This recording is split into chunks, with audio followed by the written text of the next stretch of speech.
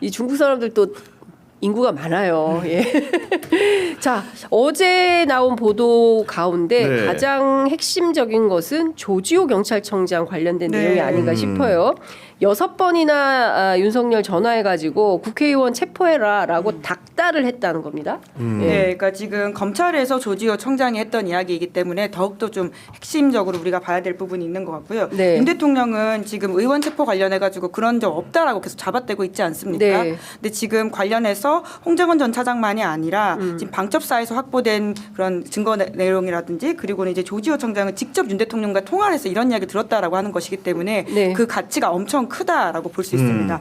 특히나 6번이나 대통령이 계엄 당일에 전화해가지고는 의원들 체포하라고 닥달했다라고 하는 것인데요. 심지어는 그 중에 2번은 계엄이 해제되고 난 이후에도 전화해서 계속 의원들을 잡아내라는 식의 이야기를 했다는 거예요. 그러니까 이 말의 의미를 우리가 해석해 보자면 윤 대통령은 1차 계엄만이 아니라 2차 계엄, 3차 계엄도 생각을 했다라고 하는 지금 여러 가지 주변 정황들이 있지 않습니까? 정말 그걸 포기하지 않고 계속해서 이 상황들을 끌고 가려고 했구나라는 좀 걱정이 드는 멘트, 그러니까 진술이긴 하죠. 그러니까 그 12월 3일 그 밤 11시 30분 남들은 지금 그때가 어떤 상황이냐면 국회대로 앞에 시민들이 엄청나게 그 몰려 나오고 그리고 국회로 들어가려는 국회의원들이 그 국회 정문 네. 또 뭐 도서관 쪽문 뭐 여러 출입구에서 들어가네 마네 막 실랑이를 하고 뭐 일부는 이미 월담을 해서 넘어가고 막 그런 시각이었어요. 근데 이 시각에 윤석열은 조지호 청장한테 전화를 해서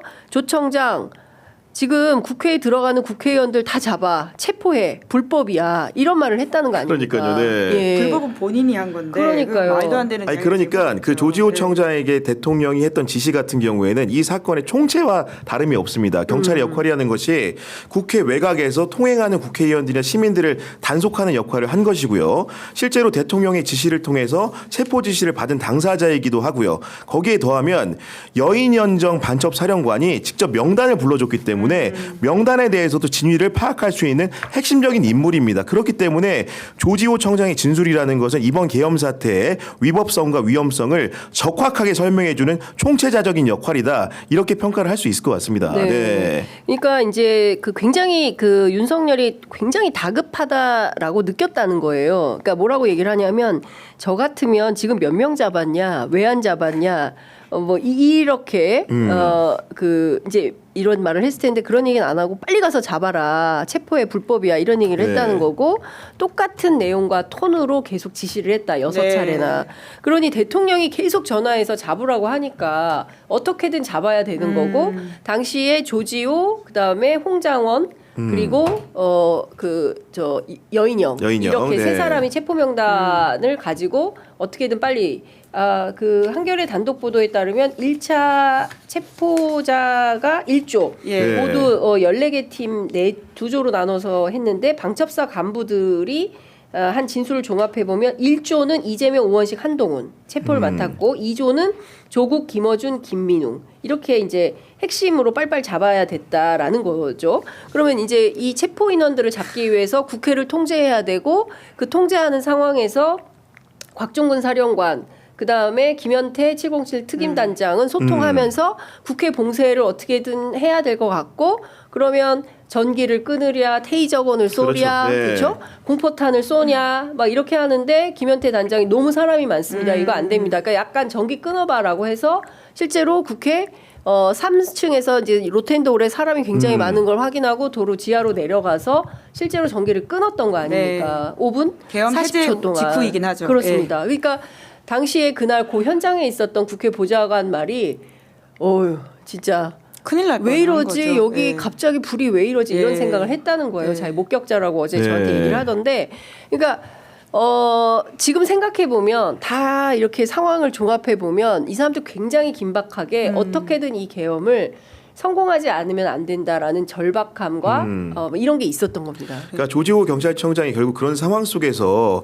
제대로 이제 임무를 이행하지 않았기 때문에 그 변고가 없었던 것인데 그런 부분들을 알 수 있는 대목이 그러니까 그 계엄이 해제된 이후인 네. 3시간 정도 여후인 것 같은데 12월 4일 새벽 4시 반쯤에 우리 윤석열 피청구인이 전화를 걸어왔다는 거 아니겠습니까? 해가지고 덕분에 빨리 끝났다 이런 얘기를 했는데 조지호 청장은 그에 대해서 진술하기를 뼈가 있는 말이라고 생각했다. 그래가지고 당시 행안부 경찰국장인 박현수한테 연락을 해가지고 사의를 밝혔다고 하고 있지 않습니까? 그러니까 이거는 네. 야 이거 너 때문에 망했어 이렇게 들렸다는 취지 아니겠어요? 그렇죠. 네. 너 일 똑바로 못해가지고 야 우리 일 망했다. 야 덕분에 빨리 끝났어 이런 거잖아요. 정말 그것도 윤석열 대통령스러운 게 그러니까 네. 기본적으로 최고 책임자의 역할이라고 하는 거는 군 관련된 사람들한테 많이 들었던 이야기가 예. 책임은 나에게 공은 부하에게라고 하지 않습니까? 근데 그렇습니다. 지금까지 했던 윤석열 대통령의 모든 행동들은 공은 나에게 책임은 부하에게라고 하는 것인데요. 이 계엄의 어떤 실패의 이유도 조지호 청장한테 전화해서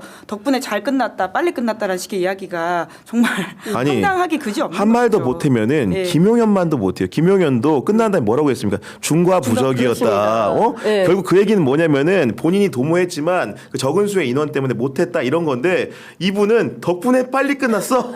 이게 야지를 진짜로 놓은 거 아닙니까, 김용현보다도 못한 겁니다. 이게. 그렇습니다. 예. 그런 태도들이 결국은 그 부하들의 진술을 적극적으로 해야 된다라고 하는 생각들을 끌어내게 된 것도 있는 것 같고요. 그리고 뭐 물적 증거들이 워낙 많다 보니까 감추지 못하는 사람들은 심지어 이제 저는 특전사에서 곽종근이라든지 김현태가 초창기에 의미 있는 진술을 했던 것은 그때 다 부하들이 들었다고 이야기하지 않습니까? 네. 이제 그러다 보니까 움직일 수 없는 증거가 있어서 또 저런 이야기를 했다라고 하는 생각은 드는데요. 그 윤 대통령의 이런 식의 책임 회피 전략이라고 하는 게 네, 부하들이 그러니까 나는 이제 진술을 정확하게 해야 되겠다라고 하는 중요한 계기가 됐을 거라고 봅니다. 네. 근데 지금 보면 그 이번 주 목요일에 네. 어제 있던 그 9차 변론 기일에 이어서 10차 변론 기일이 있는데 3명의 증인이 채택되지 네. 않았습니까? 한덕수 총리, 그다음에 홍장원 차장, 네. 그리고 한 사람이 조지호 청장이에요. 근데 조지호 청장은 그동안 그 본인의 지병 때문에 건강상의 이유로 계속 출석을 안 한다고 했는데 목요일은 할까요?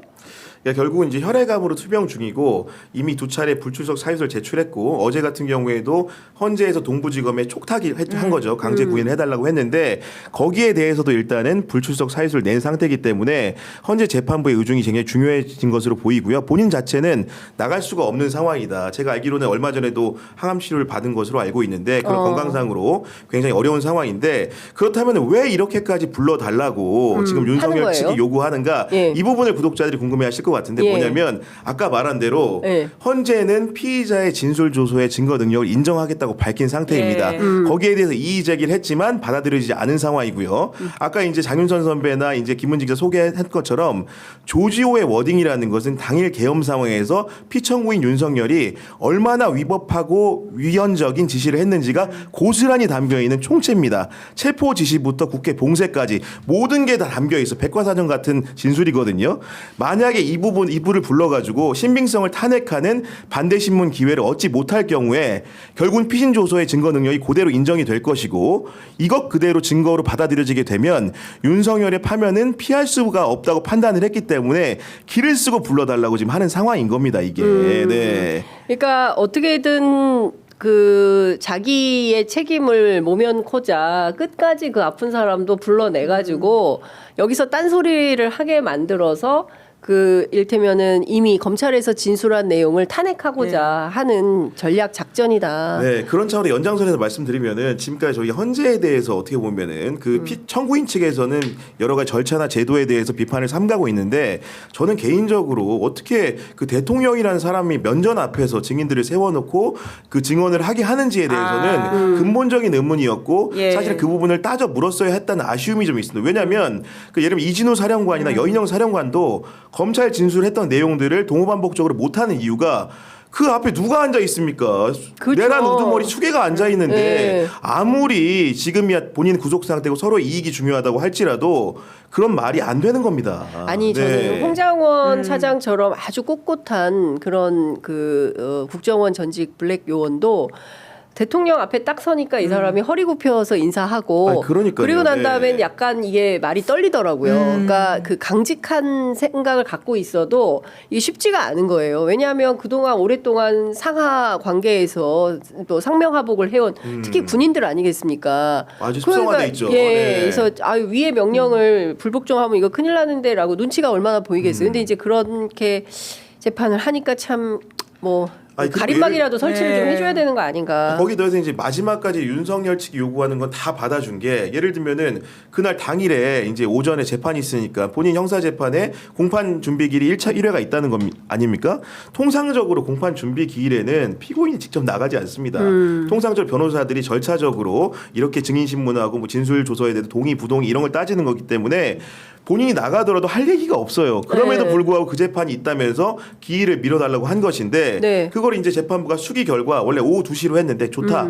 오후 3시로 미뤄서 1시간 미뤄주겠다. 이것도 수용해줬죠. 게다가 지금까지 신문 시간이 짧다. 90분으로 제한하지 말아달라고 하니까 이제는 120분 꽉 채워가지고 3명 증인 신문하게 해주겠다는 겁니다. 그리고 홍장원 한 번 나왔는데 네. 또 재차 나와서 2회 조사하겠다는 거 아닙니까? 그러니까요. 이런 이례적인 요구들을 하나하나 다 수용해주고 있는데도 아직도 절차가 문제네, 재판관이 문제네, 이런 얘기를 언제까지 받아주고 들어줘야 됩니까 도대체? 네, 헌법재판소에서 이번 주 목요일에 있을 기일을 끝으로 정리하지 않겠습니까? 예, 그럴 더 것으로 보이긴 기일을 합니다. 잡을까요? 예. 연기를 해주지 않는 것으로 봐서는 이제 정말 최종으로 이제 마지막 이제 변론하는 시간을 가지고 나서는 이제 끝내고 선고로 가지 않을까 싶은데요. 사실 더 부를 사람도 없습니다. 윤석열 대통령 쪽에서도 네. 할 말이 없는 게 본인들이 그렇게 불러달라고 하거나 혹은 이렇게 변론을 더 하자고 해놓고서는 그렇게 열심히 준비해오지 않는다는 걸 우리가 다 확인하지 않았습니까? 네. 심지어 이 논란의 김건희 조태용 문자 같은 경우에도 윤 대통령 쪽에서 제출한 증거라고 하는 것이잖아요. 그러니까 정말 변호사들이 나는 그게 일을 제일 안 하는구나라고 웃겨. 네. 하는 거를 우리가 명확하게 네. 그러니까 뭐 팔로 제지하거나 이런 것들을 봤지만